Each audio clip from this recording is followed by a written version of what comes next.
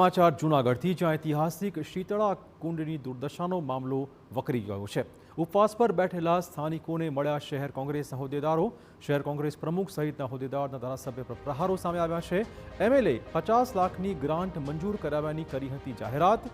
કોંગ્રેસે જિલ્લા આયોજનમાં તપાસ કરતા ગ્રાન્ટ મંજૂર થઈ જ નથી। ધારાસભ્ય સંજય કોરડિયાએ ખોટી હૈયાધારણા આપ્યાનો તેમણે આક્ષેપ કર્યો હતો। કોર્પોરેશન ભાજપ પદાધિકારીઓની ઓફિસના ઘેરાવની કોંગ્રેસે ચીમકી ઉચ્ચારી છે।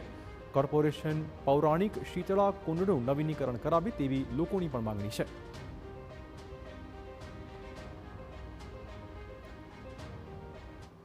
ઉપવાસનો અમારો 7મો દિવસ આવેલ છે તો આ લોકો કોઈ ધ્યાનમાં નથી લેતા તો આનું કારણ શું? આ હુંકામે ઊંઘમાં પડ્યા છે।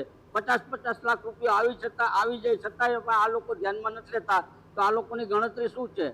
શીતલાકુંડ જેવી ધાર્મિક જગ્યાની અંદર પણ આવા કૌભાંડો કરવાના હોય તો એના માટે ખુલ્લા થાવ છડે આમ કહી દો અમને કે અમારાથી નથી થઈ શકે એમ। તો આના માટે અમે બીજી જોગવાઈ કરીએ, અમે ફાળા કરશું। અમે નગરપાલિકાની અંદર પણ ઢોર નગારા લઈને તમારી પાસે ફાળો કરવા આવશું। જિલ્લા આયોજન કચેરીમાં તપાસ કરી કે ભાઈ આ વહીવટી પ્રક્રિયા ક્યાં કારણસર અને ક્યાં અટકેલી પડી છે। ત્યારે જિલ્લા આયોજન કચેરીએ એવી સ્પષ્ટતા કરી કે ભાઈ લોક ભાગીદારીની ગ્રાન્ટ રસ્તા, પાણી અને ગટર સિવાય કોઈ પણ કામગીરીમાં ન થઈ શકે, ન વાપરી શકે, એટલે અમે આ ગ્રાન્ટ રદ કરીએ છીએ। તો વર્ષની પહેલા જ્યારે ધારાસભ્ય દરજ્જાની વ્યક્તિ આ ગ્રાન્ટ ફાળ્યું ત્યારે શું એમને કાયદો કે નિયમો ખબર નહોતા?